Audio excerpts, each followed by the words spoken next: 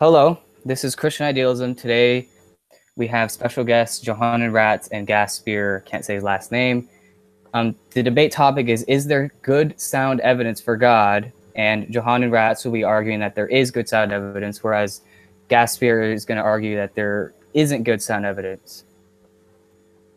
So, you want to start off? Yeah, I guess so. I'm Johanan Raatz. You guys know me from my channel, the same name, and I usually argue arguments from physics and philosophy of mind, of a metaphysical nature towards God, like arguments from consciousness, metaphysics, and then physics as well. I have some physics-based arguments for God that are rooted. They're of a metaphysical quality, though. So the arguments I use are kind of unique in that regard. They're always about the metaphysical nature of God rather than just something inferring God's existence. Of course, there's other things I argue on my channel as well. For example, against physicalism, against materialism, things about the nature of the soul, hypothetical scenarios such as miracles and so on. I'm not certain what else you want me to introduce here, but all right, that was good. I put it at 5 minutes. That's the maximum time. You don't have to go 5 minutes. Yeah, I was wondering. Wait a minute, it doesn't take 5 minutes to do that. All right. Okay. I knew it was going to be short. So okay, now Gaspar, you want to make a not your presentation, but the opening statement of your background, real quick. Gaspar. Yeah. Okay. Regarding issues of metaphysics, as it was metaphysics and ontology, etc. I'm skeptical of the degree of certainty that can be achieved by this class of philosophy. I am kind of a follower of Kant on this issue, and I understand not everyone accepts Kant, but I do. So one thing I propose against systems of metaphysics is Kant's synthetic a priori proposition, which basically, in short, he basically says you would need to be able to directly calculate answers to attributes about objects that you have not in fact checked the world. What's more is that I think there are a couple different paradigms of truth in logic. So if we look at truth tables for like a conditional truth table, we'll see a bunch of T's and F's, and that's a very abstract and hypothetical concept of truth that only applies to the mathematical objects that are being processed in a proof. The other concept of truth is the real world, the one that people actually want to know about. And you can philosophize about that all day and select premises and make axioms, and people could change those axioms out with emojis and come up with something different. So at the end of the day, I think that metaphysical truth can only ever be strong induction based on generalization. I don't even think that's a problem. I actually, I don't even think that's a bad thing. I just think we have a problem. Can't nail everything down in a rigid framework, and we want to cut out every form of soft reasoning that we can. So anyway, I place arguments for the sound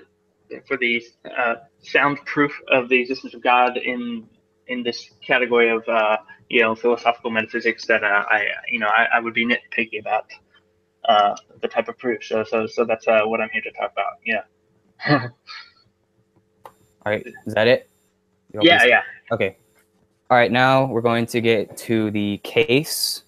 Okay. The cases. So I'll give you 15 minutes. You can present your case, Johanan, and time starts in 3, 2, 1. All right. Is this on the screen? Do you see this? Not yet. I won't start the time until I see the thing. Okay, let's see if we can't.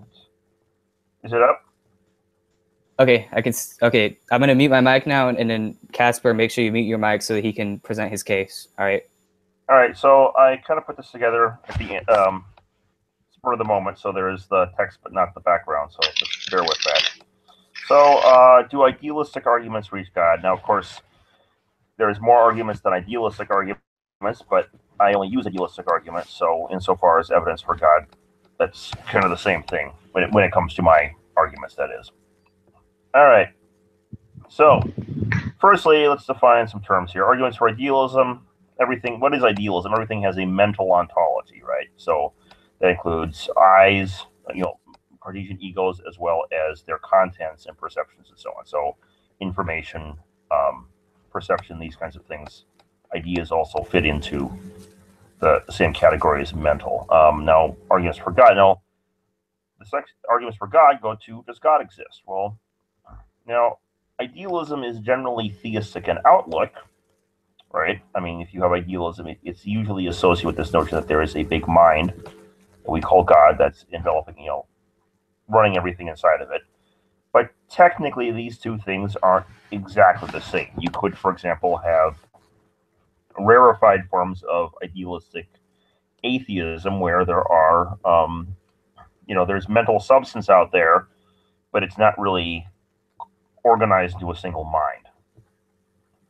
Maybe a collection of minds. It may just be proto-mental stuff, kind of a Schopenhauerian view, maybe. And that's all there is. But it's not actually organized into it's not a single mind per se. So let's look at the basic arguments that I use for God's existence to see if they really get to God or just idealism. Now, the first one is the digital physics argument. This one is actually, it's inductive. I mean, the premises are based on inductive reasoning, but the premises themselves then use deduction to get to God. Premise one, simulations can only exist in a computer or a mind. Premise two, the universe is a simulation, and of course this is based on some of the physics findings we're discovering right now, such as quantum non-realism and the fact that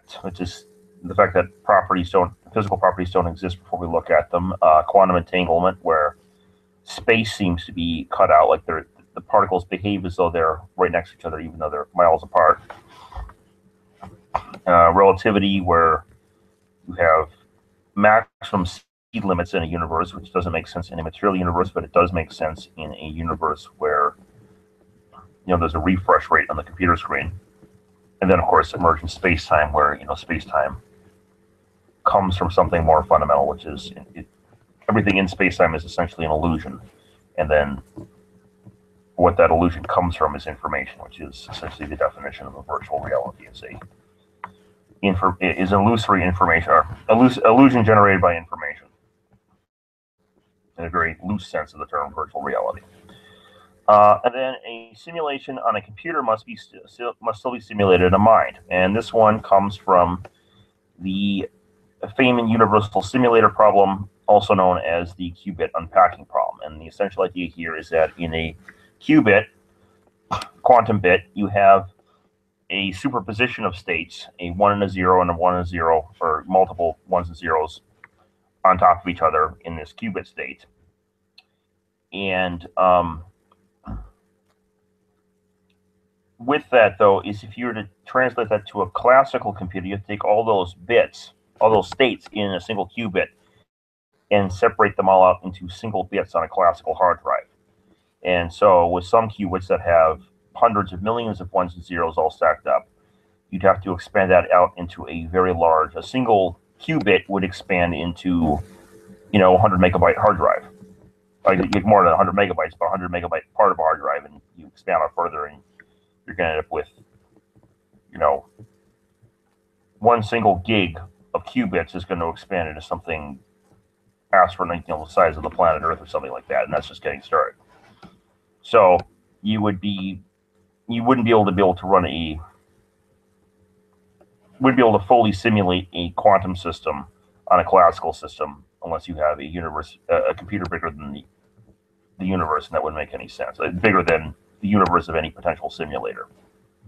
So because of that, even if we are simulated in someone else's computer, such as what Nick Bostrom would suggest, that world will also have to have quantum mechanics in it, because it needs to have qubits in it in order to properly simulate our universe of qubits. And so therefore quantum mechanics applies there, which entails the whole litany of things that derive from the superposition principle, such as entanglement and quantum non-realism and so on. And then the whole virtual reality problem just gets kicked up the next level. So therefore, even if we're in, Nick Bostrom's hypothetical pimply teenager's computer game upstairs, his world is also simulated, and therefore must terminate on a mind rather than a material computer. So the ultimate conclusion is the universe is ultimately simulated in a mind, which is what we call God. All right. So this argument, does the digital physics argument give us idealism?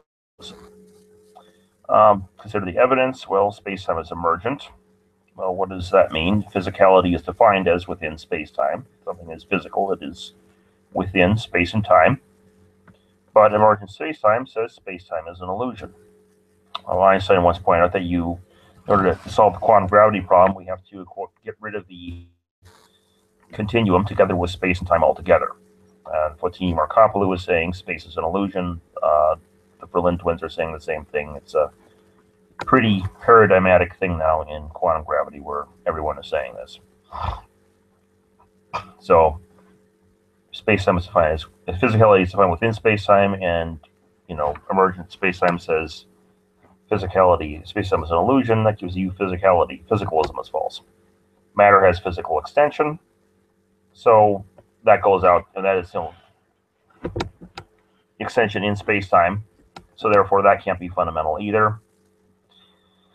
And then we have, so that gives you immaterialism at that point. And then, of course, the question is, it's not matter, what is it fundamentally? Well, they're all saying reality space-time emerges from quantum information. That's kind of implicit in the whole holographic principle, as well as a number of other models right now.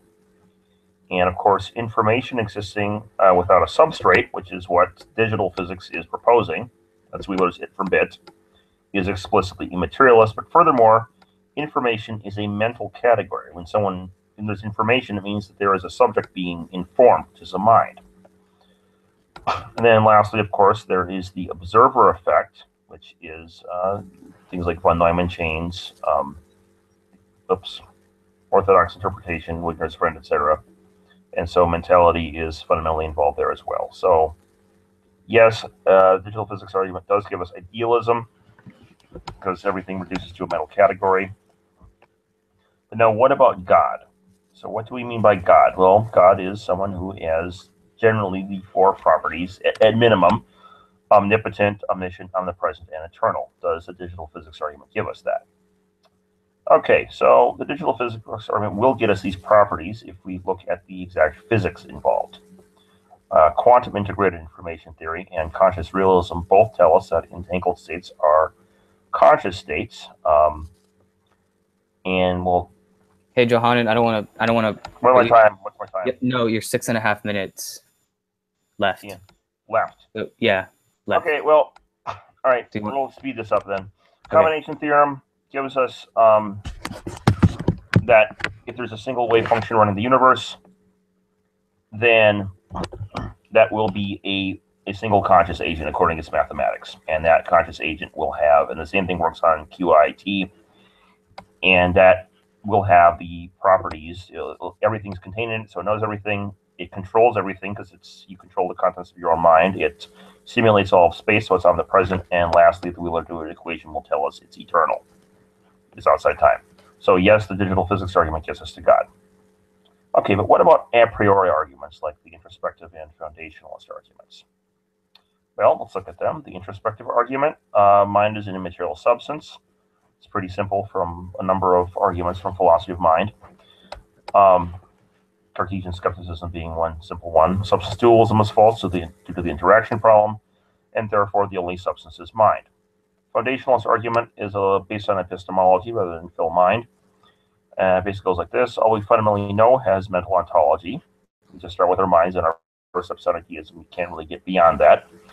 And so everything else derives from what we fundamentally know. But the problem is you can't derive non-mental ontology from mental ontology. You can't start with A, B, and C and get P, Q, and R in the conclusion by magic. So therefore, everything, or at least everything we can know, which is everything even in the outside world, has to have mental ontology. So do these get us to idealism? Yes. Well, everything gets us to mental ontology, right? I mean, these both arguments get us to mental ontology. But do these get us to God? Well, technically not, but. So the technically not part is, yes, it's just a bunch of, it gets us to mentality. It doesn't tell us how, if that mentality is a single mind with those three omni properties and eternality, but it does give us, something there. Well, let's look at what goes further from this. Well, firstly, if the universe is mental, it has to have a mental first explanation, similar to a first cause, but only the first cause is mental. Like the Big Bang, we don't just say that there's a bunch of stars in the universe. We have to explain the stars in terms of where they originated from, and so on and so forth. And they broke down into forces at the Big Bang and so on. Or the particles originated from forces at the Big Bang, and those went back further to electroweak splitting point and so on, and eventually get to this singular explanation. So there's this sort of, and generally we don't just stop at explanations that are a collection of more unexplained parts. You want to go back. We want to find a single unifying principle at work at the bottom. So it would imply that there is a single mind. If it's a mental substance, there's a single unifying mind at the bottom that grounds it. Idealist picture of the world also tends to fit within a theistic worldview. So it's it implies it's implicit. It's not a strong argument, but it's implicit that it gives you God. Mentality is fundamental. If you get with God, you naturally would have things like souls and afterlife and free will in an idealist universe. Miracles would at least be possible even if they don't exist. And then plus you'd have a super physical world, which is, the world generating the virtual reality, which is what we would tend to refer to as supernatural. 3 minutes I got left. 2, 3. Yep. All right. Well, this is perfect timing. Now, that being said, lastly, there may be a deductive way to get to God once idealism is established, just simply based on the fact that God is a mind. Firstly, what is a mind? An I, right, as everyone thinks is a mind, is an observation whose active observation is observing itself. Well, consciousness is an observation by definition, but whenever we observe something, it's going to be an essence of something. It's not. You can't say you observe something when you can't say what that something is, what that something fundamentally, what form it partakes in, shall we say, Platonic form. It's a Platonic form of information. So therefore, if information is equivalent to observation, then the statement observation is observing itself becomes information informing itself. However, information informing itself is the same as a self-reflexive system of closed information. All closed systems of information are self-reflexive. See perfectly unabridged dictionaries. The words define each other around a circle, and such that is closed. And the highest level of reality is a closed system by definition, because there's nothing outside of it. And if idealism is true, it also is a closed system of pure information. So therefore, the highest level of reality is a system of information informing itself, which is also what we call a mind. And this mind would have all the properties we call ascribed to God, because everything is inside of it. It's omniscient, omnipresent. It's simulating space-time, and then plus, by definition, this is how the top-level reality has to be. That has to be that way always, making it eternal. Therefore, it has the 4 properties we ascribe to God. And lastly, all this arrives from pure deduction. And so therefore, we have an argument from pure deduction for the existence of God from idealism. And that would be the end of my presentation. I think I have 1 minute to spare. Yep. Okay. That's good enough. All right. I'll unmute you guys. Sorry, guys. I had to mute you because I didn't. You're kind of backward. I will mute myself now. Okay, Gaspar, you're good. All right, Gaspar, you ready to present your case, your argument? Hey, can you hear me? Yep, I can hear you. You ready to present? 15 minutes. Yeah. Okay. All right. Time starts now. Okay. All right. So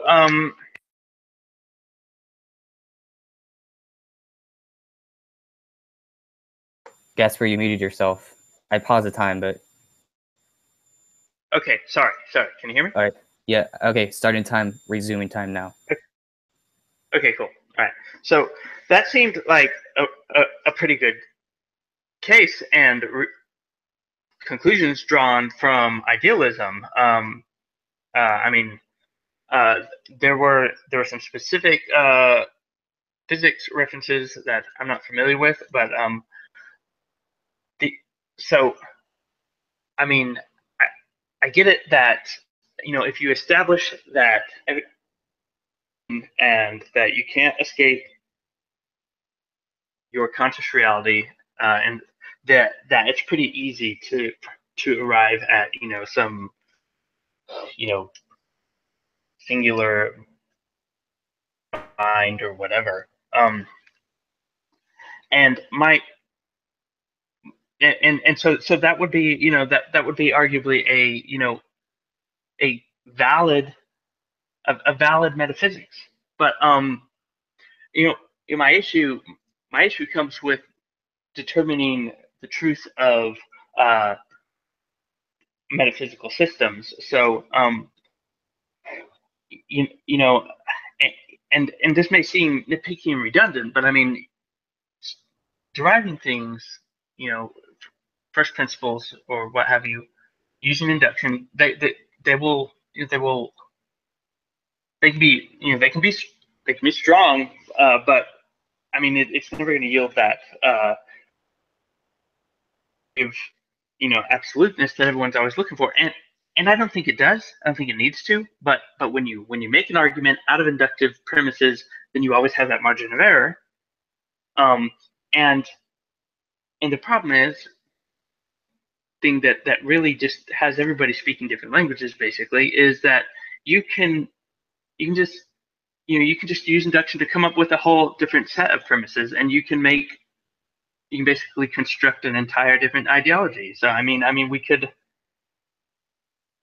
block all this interesting stuff about idealism out and substitute in premises of just chemistry and standard physics, and probably I'm saying the inferences that would come from that would probably be kind of materialistic. My point is that I mean, it sounds like what you said is valid. It's just we could change out the premises and create a whole different structure. And so without locking down the verification of the premises, then I question whether it can ever be considered sound. And that's my main point. And yeah, that's my main point. And so actually, Kyle, what is the next phase of the debate after that? Because that's kind of my case. Okay, rebuttals. Okay, yeah. Well, this is you're presenting your right now. Hold on, I'll pause it. You're presenting your case for why there shouldn't be sound evidence for God. This isn't. You're not really responding to his case, just presenting your reasons. Oh yeah. Okay. All right. Okay. Continue. So yeah. Yeah. So all the same. My case as to there cannot be deductively sound proof for God, or metaphysics in general. So I include God in that is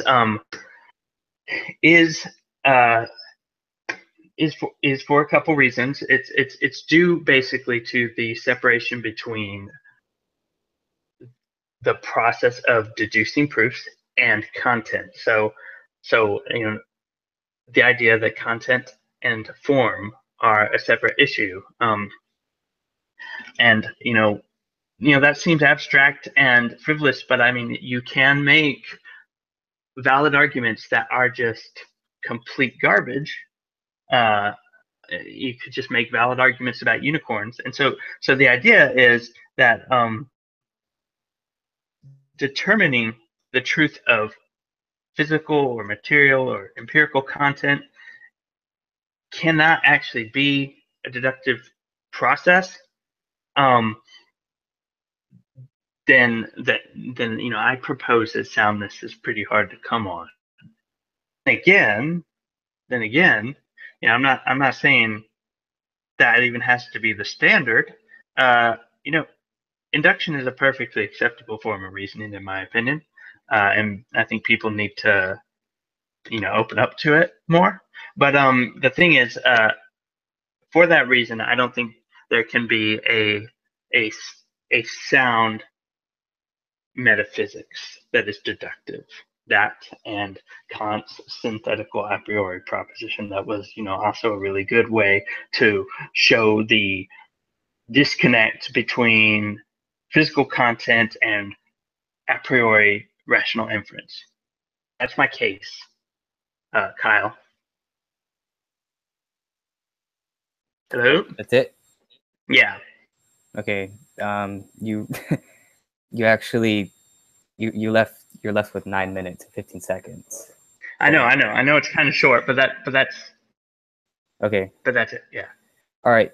So now we're going to go into the rebuttal section. Johanan, you want to present your rebuttal to his Okay. Well, response. Firstly, when it came to the induction argument, I will admit that is valid. I have one inductive argument there and two deductive arguments. The inductive one is a digital physics argument, and the other ones are foundationalist and introspective, obviously. So the digital physics argument is just to show people kind of the reality of it, because people tend not to like just pure metaphysics by itself. They want the science added on. But when we look at the metaphysical arguments, they're not, you can make an argument that is based on just about anything, right? You can make, if Obama is elected, then everyone will get pink unicorns, okay? Right? Well, and then therefore we should elect Obama, so therefore everyone's going to get pink unicorns. But obviously that's nonsense, right? There are no, pink unicorns to be giving out. We don't live in a fairy tale world, okay? So therefore, we can throw that out. But the thing is, you can make any set of arguments like that, and so therefore you can say, well, you can make any metaphysical system you want, but it all depends on the premises, which are kind of ad hoc and just thrown out. And for all we know, they could be equivalent to pink unicorns existing, okay?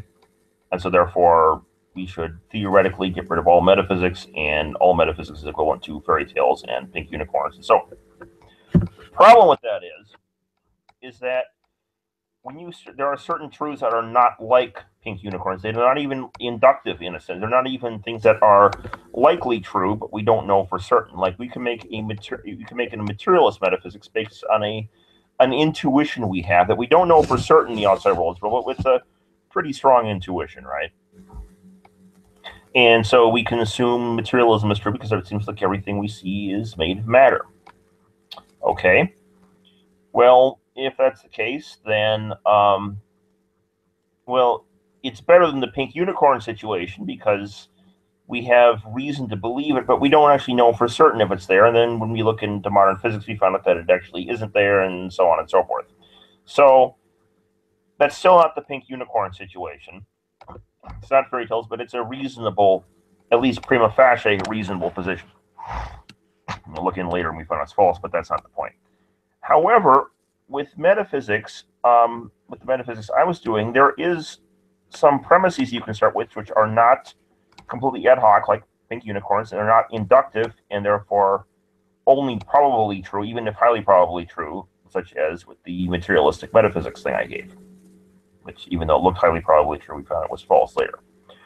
Anyway, the thing with this is we do have some knowledge, some basic knowledge that is 100% certain that does not fall into either one of those two categories, and that is innate, Platonic, or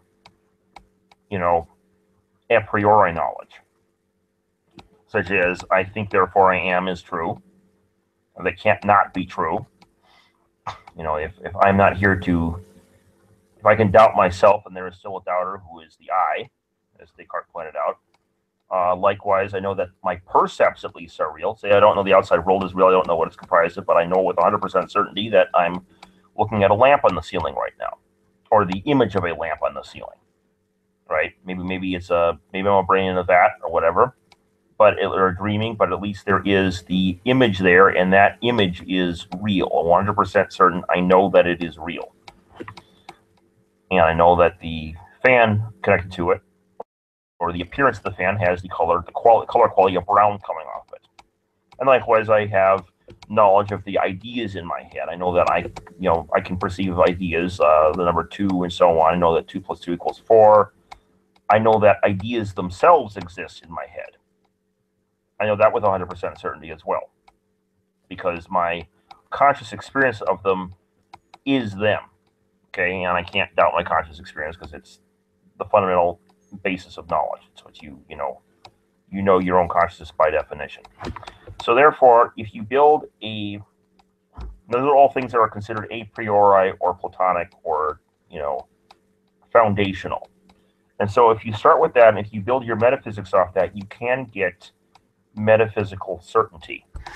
And in fact, firstly, my introspective argument did that with a few a priori facts.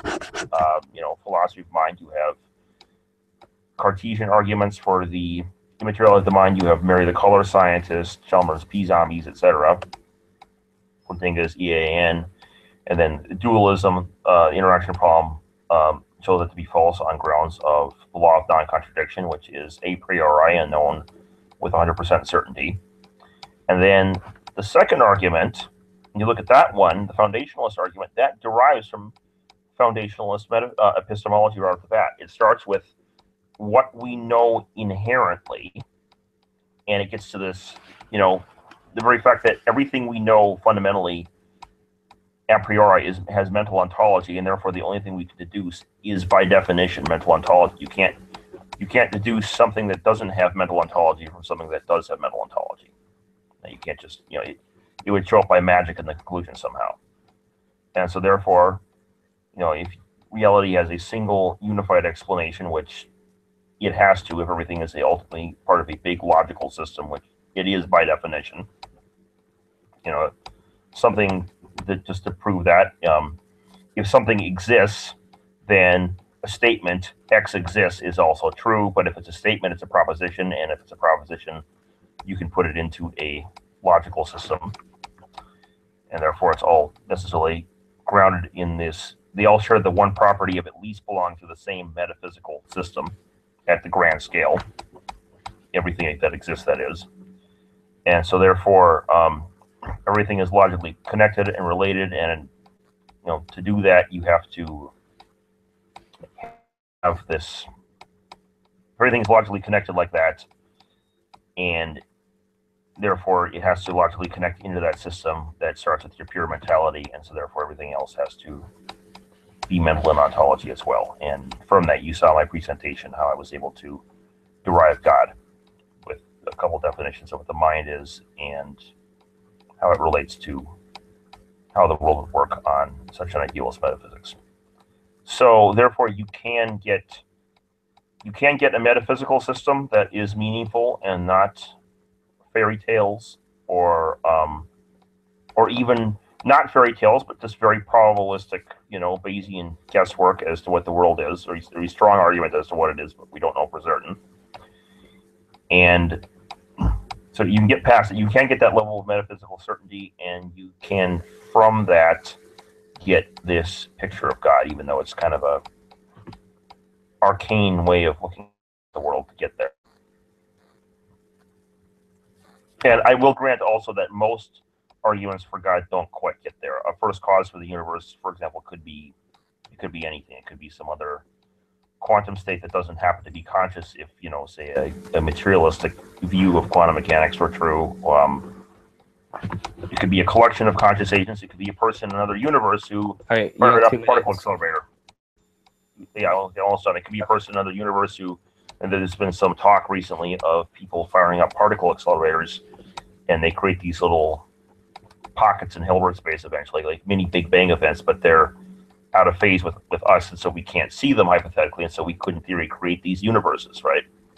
And just blow up a universe, even though it wouldn't be in our universe, it would just be, so we could actually start a universe in a particle accelerator, and it could grow to be our size in its own right and have people in it and so on, and you could even fine tune it enough to tweak the beginnings of it to create a fine-tuned universe.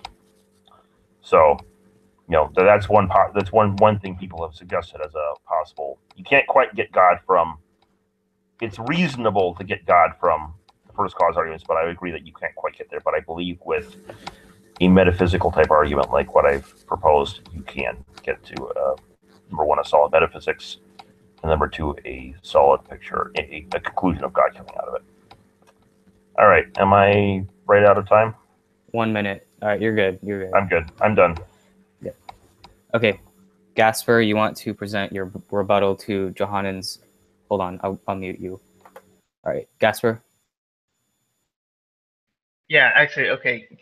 Okay, all right. Now you're going to present your rebuttal to Johanan's original case for God. All right. So, start time. Wait. Not a rebuttal, not to what he just said, but the original case. Yeah, the original case. Okay, let's see. I wanted to ask him a question. Am I able to do that? Okay. I mean, if that's allowed by Kyle. Well, that was supposed to be after your rebuttal. Okay, all right, that's fine. Don't worry about it. You want to skip? All right. You want to do your rebuttal now, or you want to go straight to the questions? I mean, I just want to make sure I exactly what he's saying. So, okay, so you grant the shortcomings, the logical shortcomings of metaphysical in philosophy, and you would say that if you base the axioms on the mind, then you have founded your whole system in truths that can't be doubted, that are innate, like almost on an axiomatic level. Is that right? Is that yeah? It may take a little Bruce reason to get there, but ultimately you can do that. I think. Okay. In some cases, it may take longer than others, but yeah, I think you can do that. So I mean, hold on. Since we skipped the rebuttal, I'll go straight to the questions. Okay, all right, that's fine. All right, so unless Gaspar wants to have his rebuttal. I mean, if he just was asking a question to clarify something. Okay, you want to skip your rebuttal and we can go straight to the questions, or you just want to do your rebuttal? Yeah, whatever. Hey, whatever. I can do the rebuttal. I mean, I needed to make sure that was actually his case. Okay. All right, that's fine. Yeah, to clarify things. Okay, that's fine. Yeah. All right. So you want to do your rebuttal or not? Rebuttal. So. All right. Starting now. So, okay. Actually, I mean, I think that's pretty good philosophy. And I entertain some, kind of a pan-psychist metaphysics. It one way. Materialism might have more utility in other contexts, and that's how this stuff. But the thing is,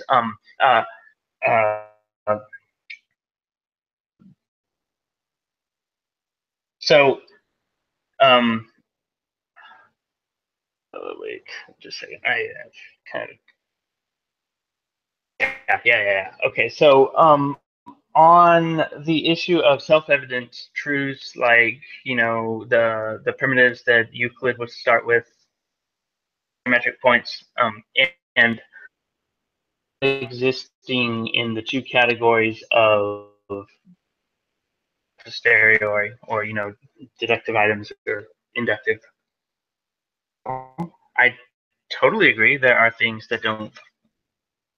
It would be really naive to think everything work of these two paradigms in logic.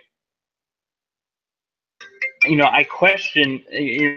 My question is, item outside of one of these two paradigms of reasoning to be drawn from it. Are there some things that are incomprehensible? That's what I tend to draw from things that are placed outside of the realm of, is that those things are pretty incomprehensible. Now, So that's so why is a geometric point so? I think it's a matter of utility. We find it quite useful in its phenomena, whether it's a matter of metaphysical truth. Yeah, that's a philosophical issue that we could argue about all day. These axioms are laid kind of before we can start talking about truth. That's my opinion on this. So that's my rebuttal. Anyway. All right. So now we're going to get to the questions. Okay. So this is a question from Johanan to Gaspar. So the question is it only the foundationalist argument and the introspective argument that you don't think leads to proof to God, or that you don't believe God can be deduced, period? Let's see. Gaspar. It's actually yeah. So it's not specifically the foundationalist proof. Like I mentioned, you use some physics references that if I really wanted to understand it, I'd have to look those up. But that we clarified from looking at physics in terms of information, etc., and that seems valid, but deducing it is what I'm going to nitpick. But I don't think that. But I do think that there can be valid inferences drawn about this. So I think deductions can be drawn about it, just not necessarily sound ones. Okay. And that's regarding just. Yeah. Okay. So now that's regarding just the induction. Oh, never mind. Right. All right. So Gaspar's question to Johanan. So this is for you, Johanan. Can a scientific theory for the existence of God satisfy Kant's statistical a priori proposition? Is it synthetic? Yeah, synthetic. The Kant, yeah. Like, you mean if it's clarify, because I'm not up entirely on some of my Kant. You want to, Gaspar? You want to explain what that is real quick? Yeah, let me see what I sent you. Okay, so can a scientific theory for the existence of God satisfy Kant's synthetical a priori proposition? And now, do we need to explain what that is real quick? Yeah, explain it to the audience. Okay, so, so Kant proposed prerequisites for metaphysics, and he said that there was a certain kind of subject and predicate relationship that needed to exist. He said that there were kinds of subjects and predicates that were basically different forms of the information. Like all bachelors are unmarried, so of the bachelor is contained in the predicate as well. And then you can use those predicates to draw inferences a priori or a posteriori, etc. He said that there's another kind of proposition, one that describes a specific attribute about the subject. So, like a specific bachelor, has is a cab driver. Okay, that's different. The identity is not contained in the predicate. The identity is a specific attribute. He said that you would need to be able to produce predicate that had the predicate that has specific attributes, and you'd have to be able to produce it a priori through pure calculation. So you'd basically have to be able to calculate about physical things without checking those physical things using data. Well, okay, so now the question asked was specifically, can we do that with induction? Like inductive arguments for God? Can we get the synthetic a priori proposition with inductive arguments? Yeah, was that the original question? I'd say no. I think he meant scientific theory for God. A scientific theory for God, can that satisfy Kant's statistical? I think that was the question. So, like, could we derive, like, say, quantum mechanics from pure reason? In other words, I think, is that what Kant's thing is, Gaspar? Or Is that where you're kind of getting at with the question? The physics. So I produced like a physics model of God. Can we use that emergent space time? Can we get all that stuff out of at some level, some a priori reason? Yeah, I mean, if there was a mathematicized model God that you were able to basically instantiate the formulas and figure out, specific things about specific people. That's what he got the grand unified theory, basically, from just pure reason. Yeah, basically, yeah. Okay, well, so firstly, as a matter of practice or methodology, you wouldn't do that. I mean, it would be you wouldn't, or rather, I should say, you wouldn't start that way. Okay, it's not practical to try and deduce. People were stumbling around quantum mechanics for forever, trying to think it doesn't make any sense. We're trying to wrap our minds around, so we just have to go with induction, trying to figure out, trying to get our heads around what it even is that we're studying with. It's so weird, And that was Einstein. That was Bell. Then they tried to rule some of the Leggett, and they had these entanglement experiments. Then we have quantum Sheffer-Cat experiments with little, the particle literally being disintegrated into pure information, essentially. And it's very confusing for them. So in practice, you wouldn't do that, okay? And that's simply how science works as a matter. So as a matter of the methodology of science, it wouldn't satisfy that simply because science in general doesn't work that way, okay? I see. You gather the data and you develop theories inductively rather than deduce it deductively, as Kant would say. That being said, now that we have a reasonable picture of the nature of the world, even with quantum gravity, we don't have the full picture technically, but we have some, we box in where the problem lies. Holography, notion of emergence, Carroll's notion of emergent space-time from Hilbert space, etc.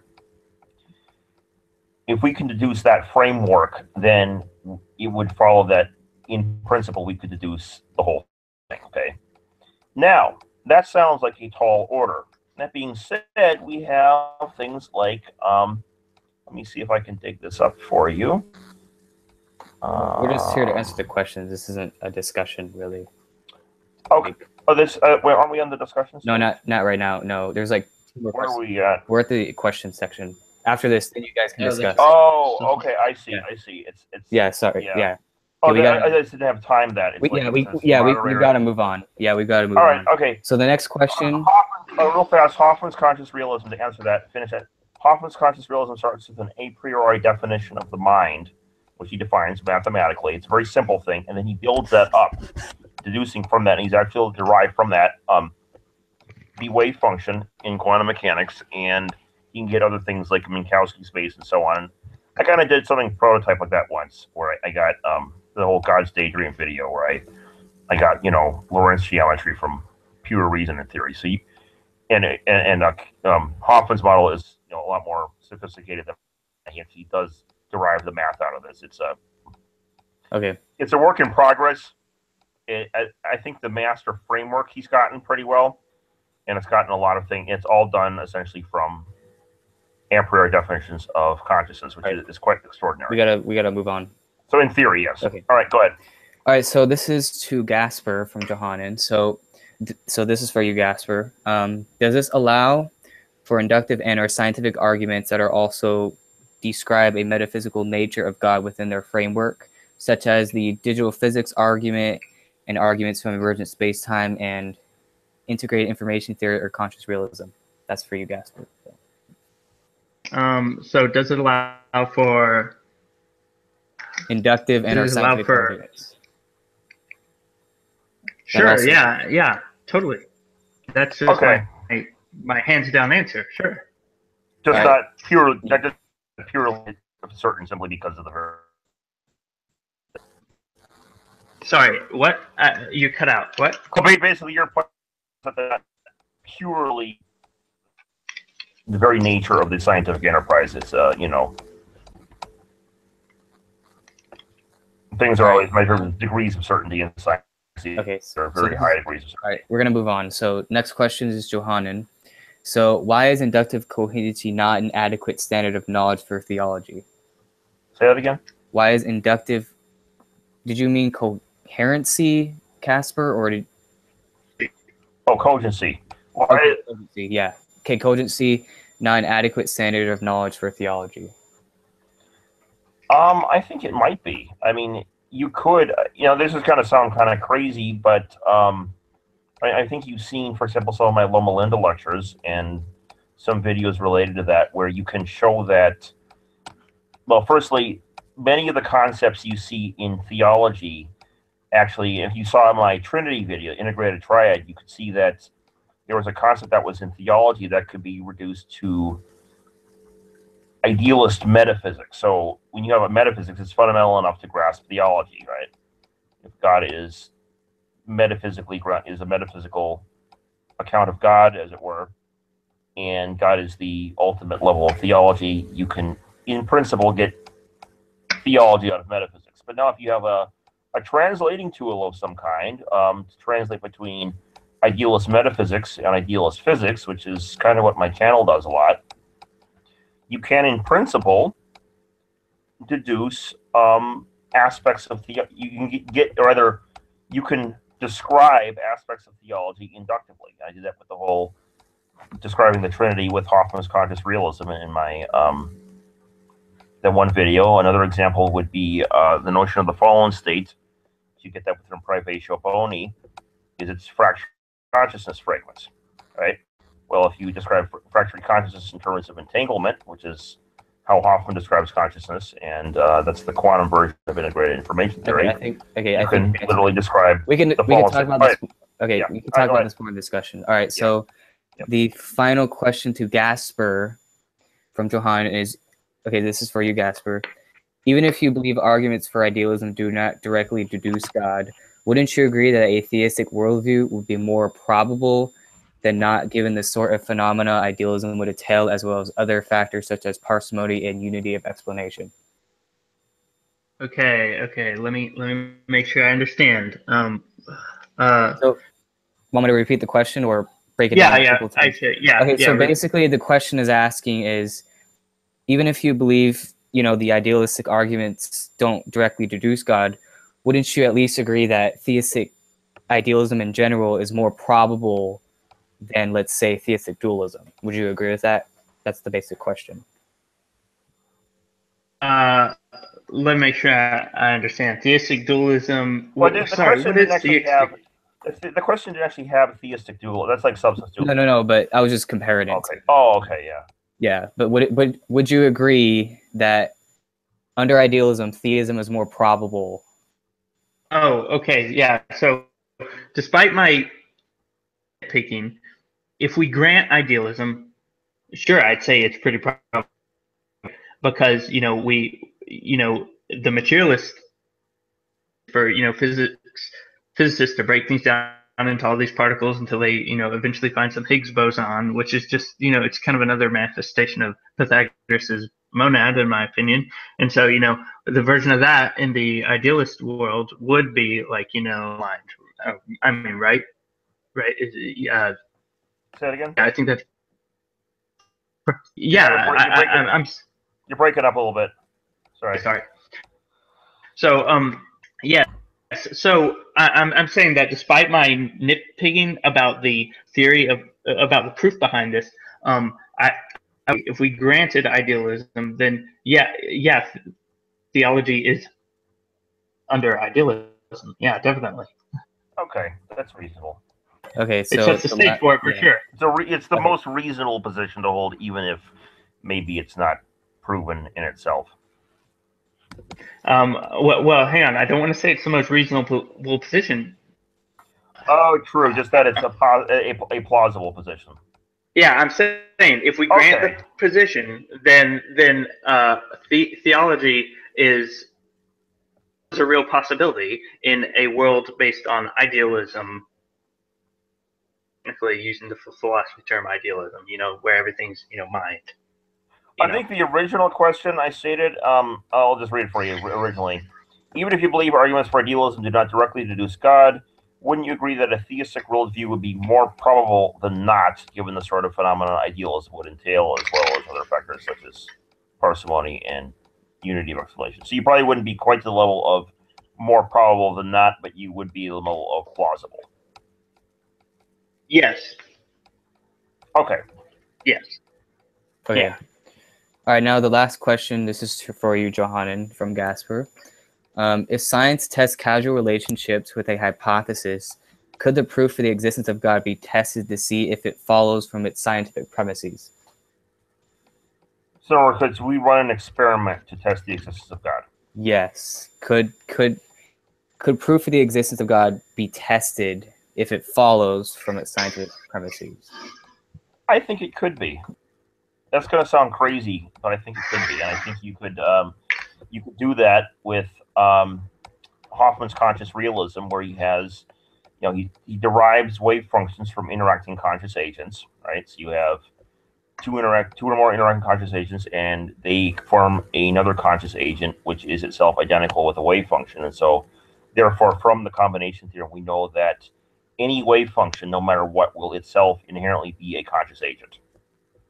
And so if we apply that to the wave function of the universe, we find out that the wave function of the universe is a conscious agent. And as I described before in my presentation, that conscious agent would have the three omni properties as well as the eternality property. In fact, I described that in a paper I did, an academic paper I'm trying to get published, which that's not the main thesis of the paper, but it's part of the thesis, built into the thesis, that you would have this naturalized model of God that comes from conscious realism.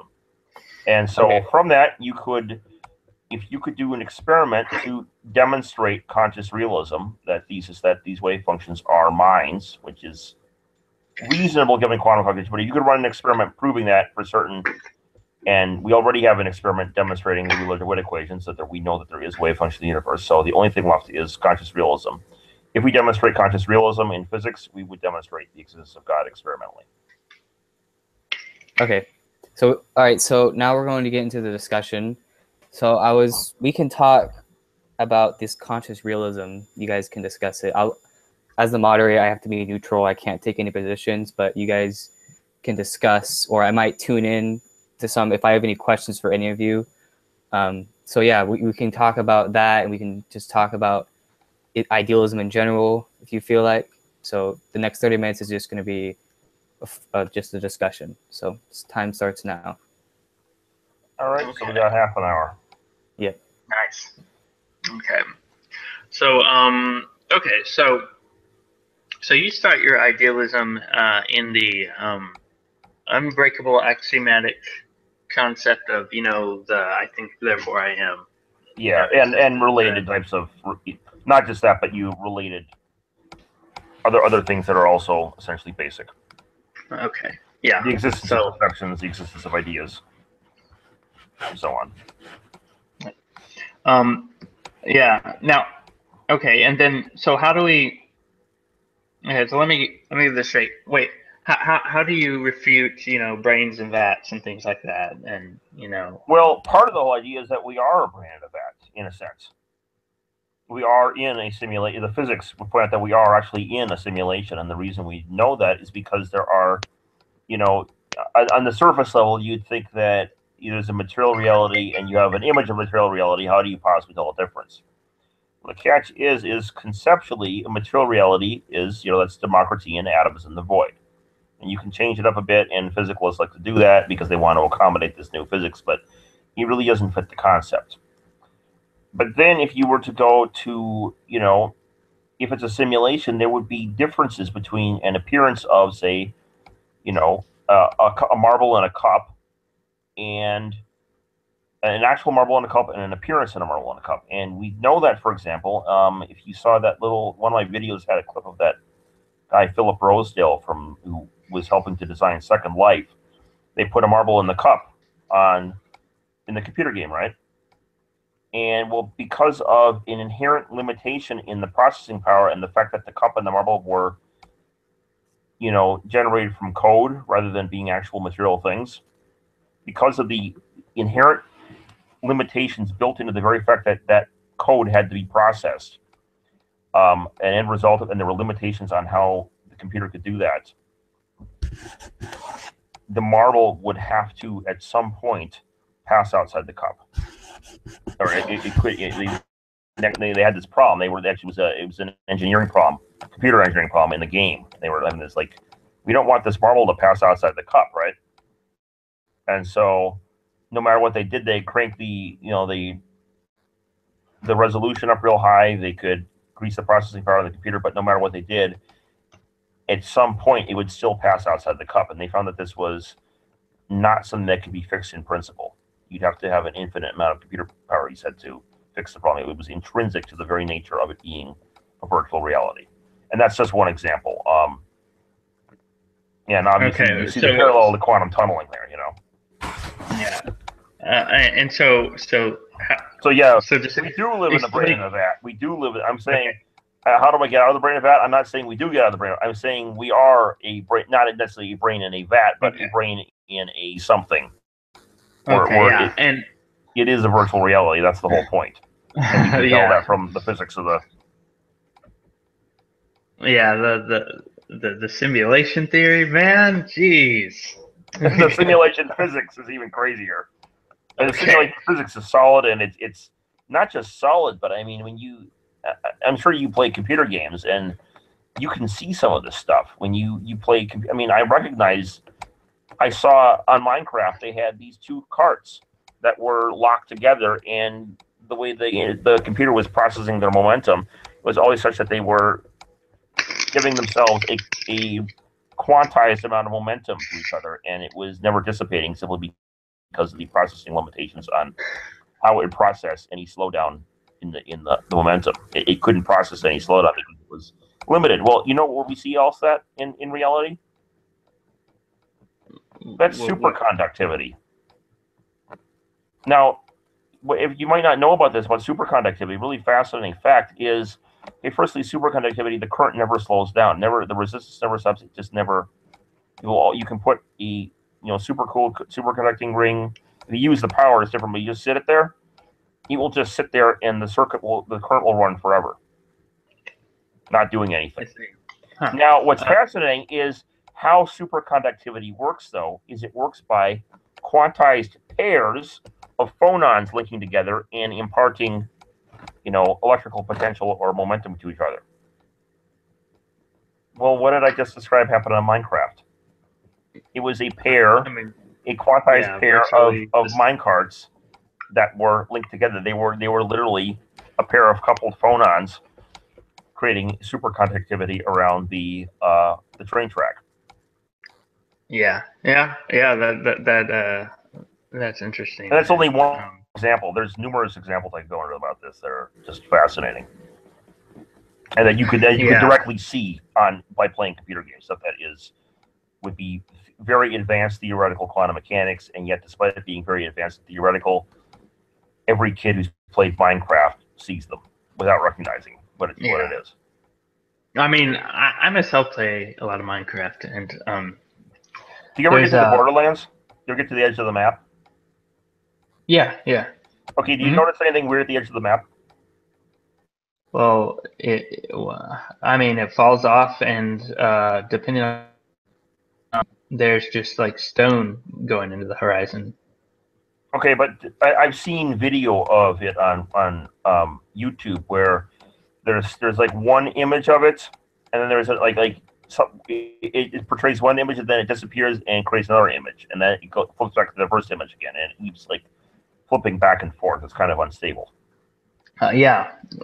Well, the example I was going to bring up in Minecraft, because I really like the redstone programming in Minecraft, and one of the common things people will build, because they're just on and off switches, but people will build these pulsars that you kind of create like this feedback, almost, I don't know, kind of like a self-referential kind of Lyra's paradox type thing that creates a little apparatus that sends a rapid pulse of signal that you can hook up to a light and make a flashing light or whatever, So now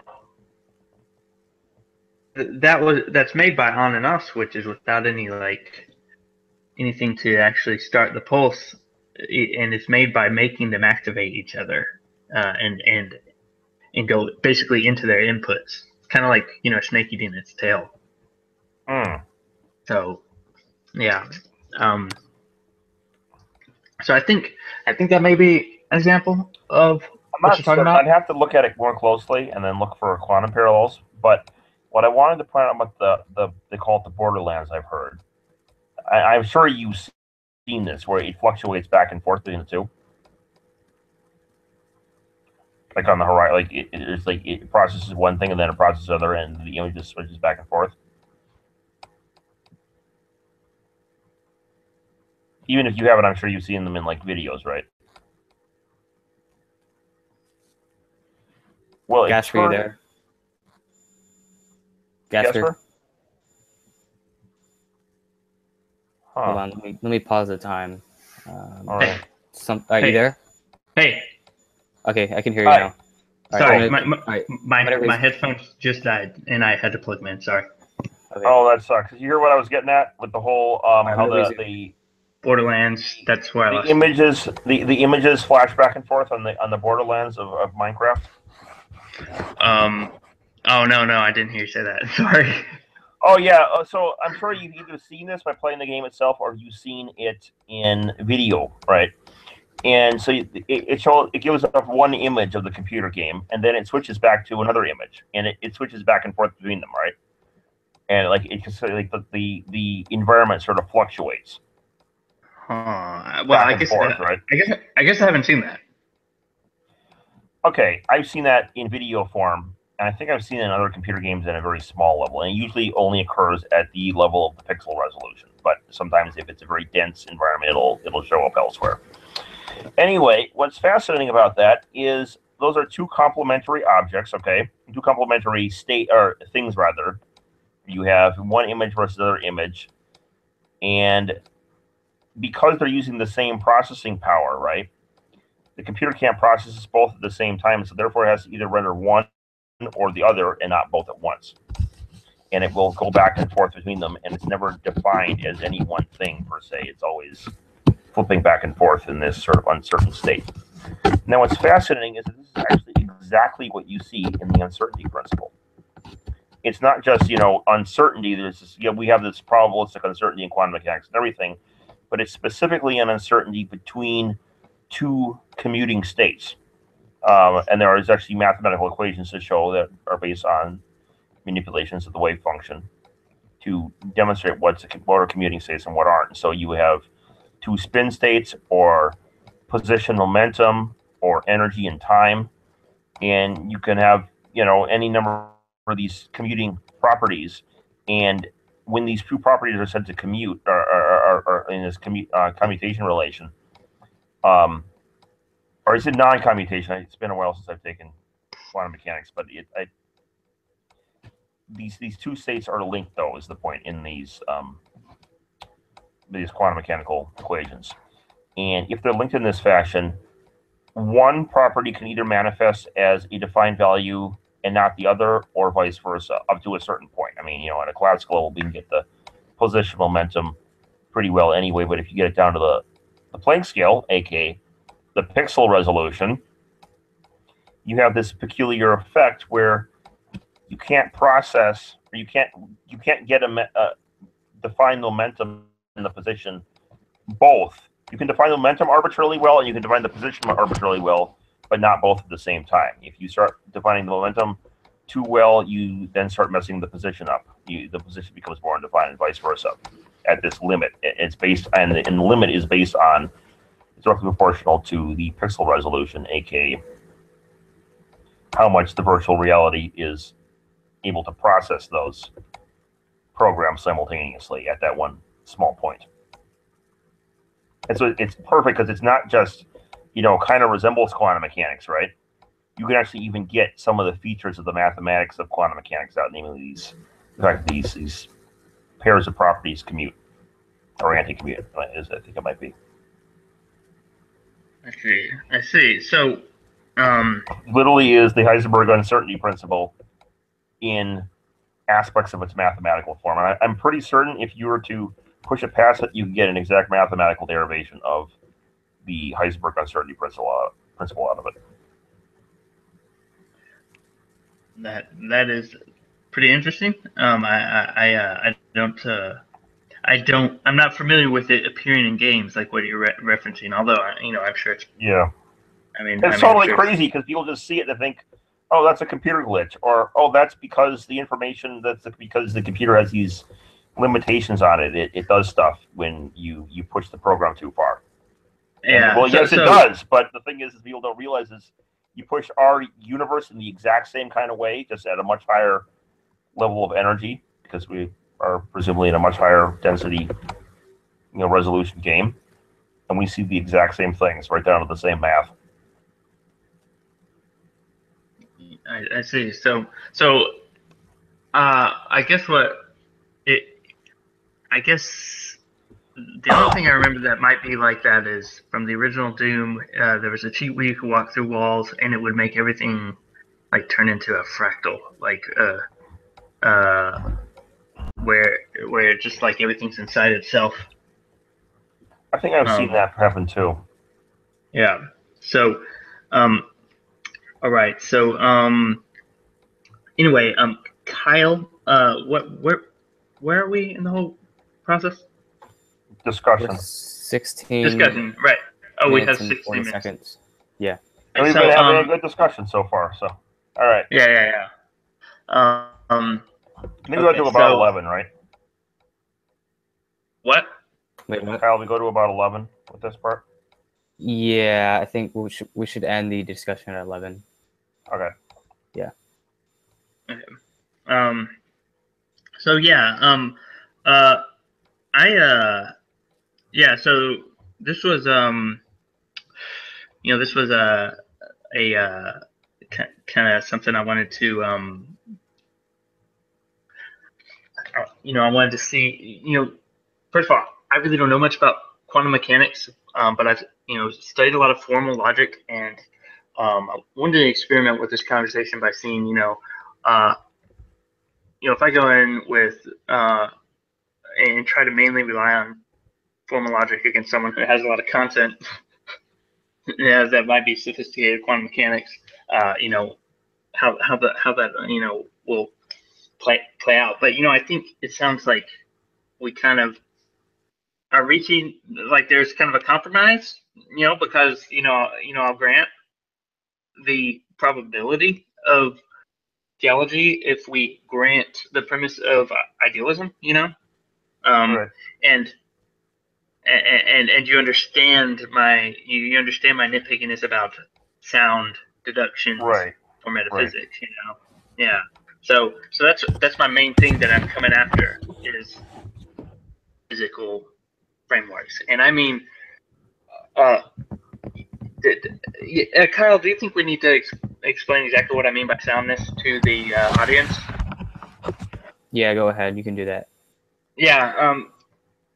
I mean sound in a technical way, and that a deductive argument has a conclusion that follows as an absolute necessity from the premises.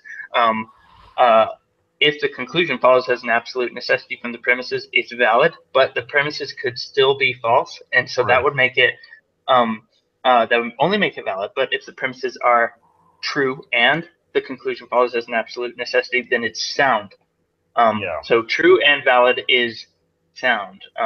The tricky thing about it is, you can write T's and F's on a truth table as abstractions, and you can make truth a really simple concept with truth tables, but that doesn't tell you much about the empirical, practical world, right? Yeah. So to talk about actual metaphysical or ontological truth, then we have to get our hands dirty in the practical world. And I see how you've grounded it in I don't know. Would you relate your theory to phenomenology at all? Yeah, to some extent. I mean, it's Husserl kind of brought up some of this stuff. Yeah. So so in short, my nitpickiness about metaphysical systems and honestly, moral and ethical systems are is that sound. Now, More unethical, not metaphysical. I kind of think hints. I think if you can't have metaphysics, then there's kind of a transitive property involved with getting. But you may not grant that relation. You may not grant that premise. So I mean, I understand. But before we become nihilistic psychopaths, I I just kind of think that people need to come to grips with the subjectivity of induction and accept the fact that some things are arts. Yeah, well, actually, I can. I actually, this is a side thing. Because I do. Well, I was a physics major, but was a philosophy minor, and I did a master's in philosophy, getting my diploma 1 week from today, believe it or not. Wait, so you're a physics major? Yeah, I finished my physics major, and then I got a master's in technically, we'll have a master's in philosophy by next week, Friday. Okay. I've done all the coursework, but I get the diploma for it. But yeah, I did my undergrad in physics. So I have okay. I thought I didn't know that. I thought that you were just studying philosophy. But so you've taken on like all the calculus involved with all this physics then. Yep. And everything. Nice. Okay, so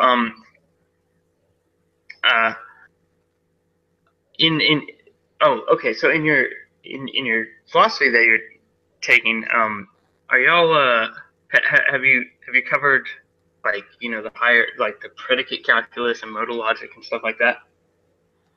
We have 10 minutes left. 10 minutes of the discussion. Yeah, a little bit. Yeah. Things have to be true in possible worlds and so on. Use possible worlds. Yeah. Actually, use possible world semantics in some of my arguments for God, based on metaphysics. So it's not just God; it's arguments for metaphysics are based on semantic logic, like the whole immateriality of the mind, and even Sam Harris would agree with this. The subjectivity is you can conceptually detach it from the matter. You can't relate. You can't know why the brain is producing the sensation of redness rather than the taste of chocolate. Yeah. It just seems to do it. So the point is, because they're conceptually detached, you can imagine the mind in isolation from a brain. Simply because when you're thinking of your mind, you're not thinking of your brain. Okay. Therefore, it is possible in some world for your mind to exist apart from your brain, right? Apart from matter, I should say. I mean, you could theoretically propose some other material substrate, but the point is, more fundamentally, the mind can be conceived of in isolation from matter. Matter cannot, by definition, be conceived of in isolation from matter because it can't be conceived of in isolation from itself. It's a contradiction in terms. Therefore, it follows that the mind is immaterial. And then we use deductive logic to show that the interaction problem falls apart on grounds of non-contradiction. Mutual substances interacting with mutual properties are properties. Substances acting with mutual properties are by definition the same kind of substance. And so then we have this picture where we just rule out. Actually, that would not just rule out dualism, but rule out any kind of ontological pluralism. You'd have ontological monism, and we know that the mind is immaterial. And we also know the mind is a substance because if it's a process, something is either a process property or a substance by definition. And so a process, you can't imagine a process in isolation from a processor. But you can imagine the mind in isolation from anything at all else, including a processor. And likewise, you can't imagine a property in isolation from what it's a property of, but you can imagine the mind in isolation from anything else. So therefore, it follows the mind is a substance, it's immaterial, and there is only one substance. Therefore, idealism is true out of metaphysical necessity. And both statements that are both, it's using modal logic to get there. So I see. That's interesting. So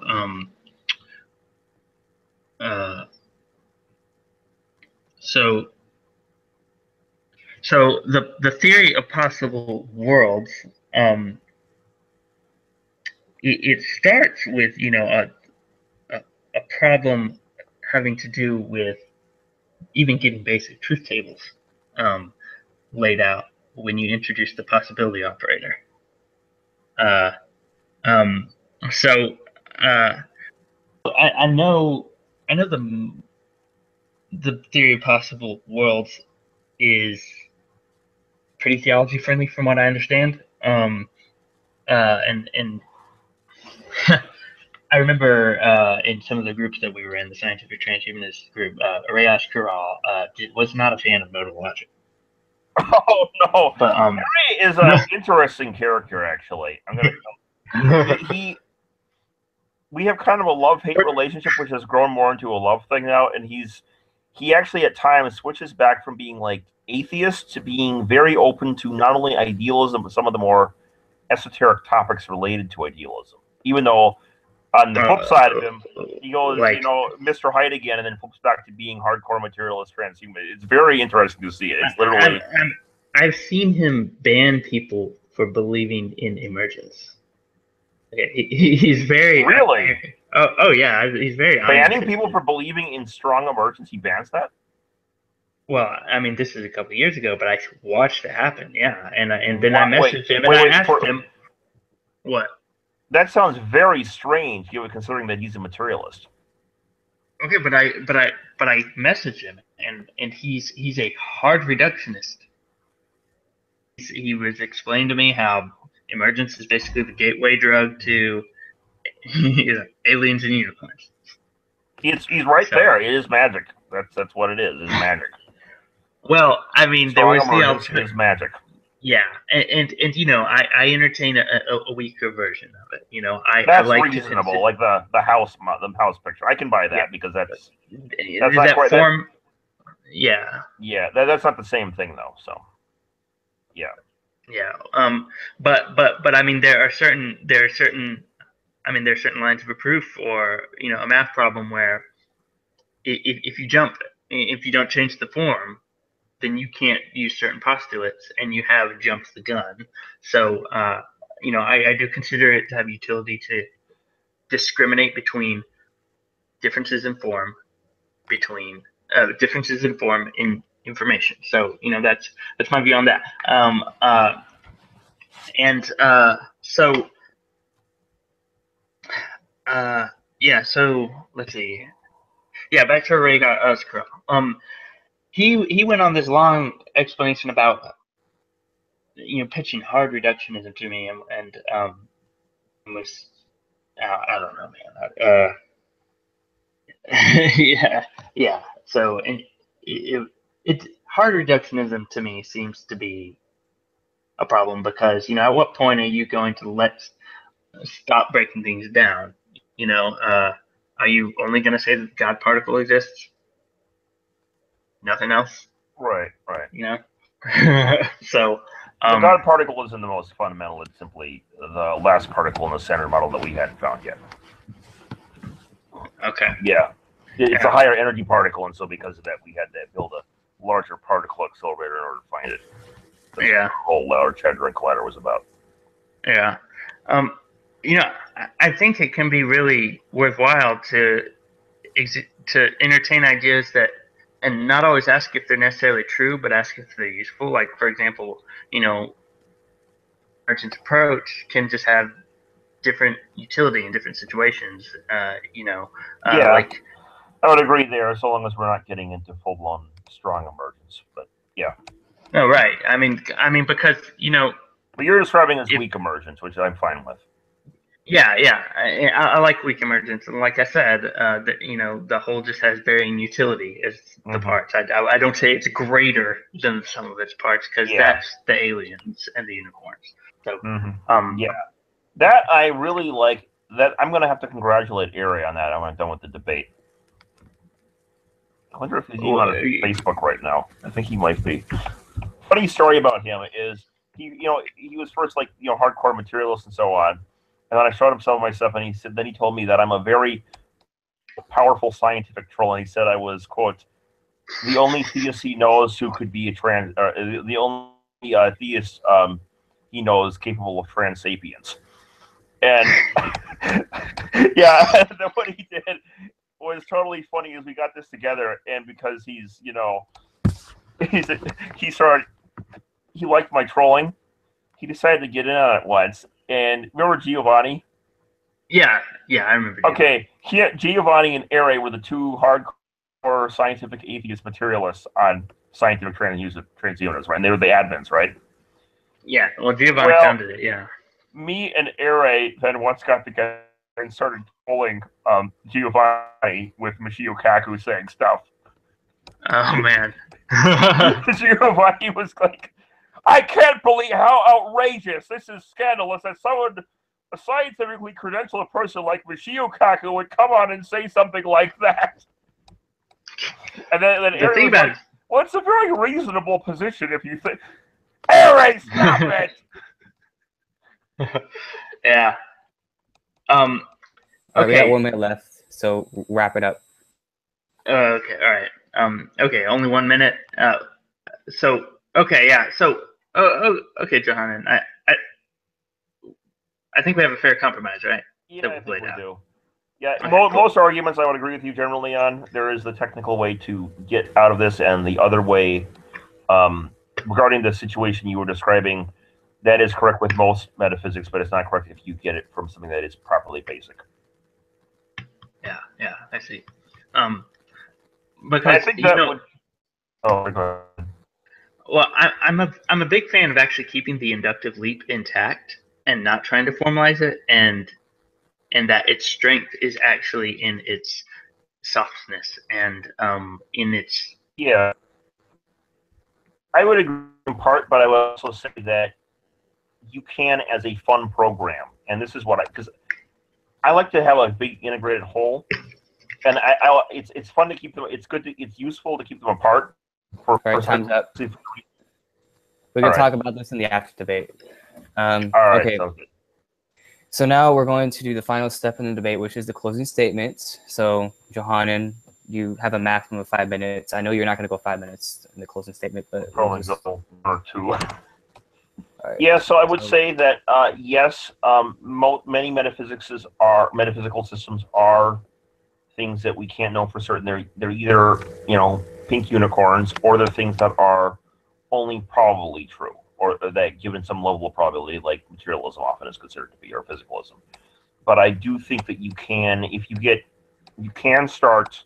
I think I've demonstrated here that you can start a ground in a priori metaphysics from pure deduction, so long as it's based on things that are known innately with 100% certainty. So if you start with foundational, properly basic truths that are simply innately known, and you build logically from there, you can develop it. It might be slow at first to build such a thing because you're starting with so little, it seems, but you can build your way up to develop a metaphysical system that is properly strong at first, fundamentally, and from that you can also get God a step along the way. And then the last thing I would add to that is, and of course, induction is not the same thing as deduction, so science is not the same thing, but the fact that you have people like Donald Hoffman coming along, and they're taking the program even further, and they're getting precise mathematics out of this deductive process that happens to perfectly replicate quantum probability, the wave function in quantum mechanics or Minkowski space of relativity, does seem to vindicate my belief that you can ground metaphysics on pure logic, even though that's inductive. But the fact that we're pretty certain of that anyway does seem to demonstrate that this kind of metaphysical approach, even though if it's slow going at first, is ultimately a valid approach. And that would be my statement. How long have I been, Kyle? A minute? Hello? Where's Kyle? Hey, can you hear me? I can hear you. I think we lost Kyle or something. Okay, you're up, Gaspar, I guess. Okay, can you hear me now? Can you hear me now? Sorry about that. Oh, yeah, sorry. Kyle, did I? Yeah, I think you did 3 minutes. Okay, that's bad. Yeah, okay. Now we're going to go Gaspar's 5 minutes closing statement, and then so. Okay. Ready? Right. Okay. So yeah. Okay. So so using as fundamental premises arguments of idealism and really self-evident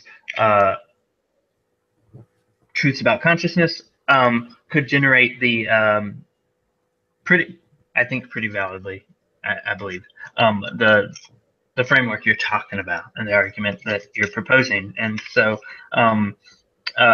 if that's granted, then yeah, it's pretty valid, and theology very probably follows from that. And so I think we both kind of resolved what we wanted out of this. So I just wanted to, in a lot of the debates I have about logic, I end up having a lot of disputes about soundness and cogency. So I pursue that issue a lot. I think everyone has a couple issues that they pursue a lot. So that's kind of one of my deals is, but at any rate, that's my statement. All right. So that was 3 minutes, 25 seconds left. So that'll be the end of the debate. Thank you all for watching. We might have a after debate discussion to talk about this stuff more. So yeah, thanks for watching, and that will end this broadcast.